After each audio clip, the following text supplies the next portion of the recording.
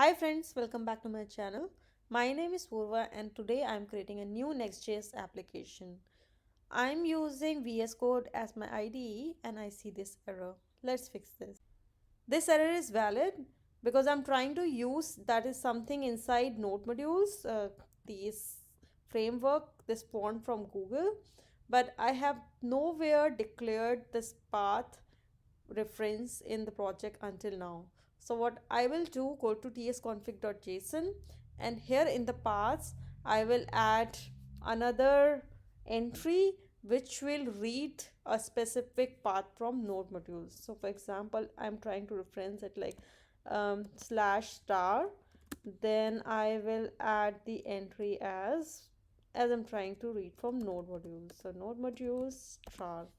So what will happen whenever I try to use something from something like slash next on Google or something from by using slash, then it will look into node modules and try to find that module from there. That's it. You can see this error is gone and you are good to go.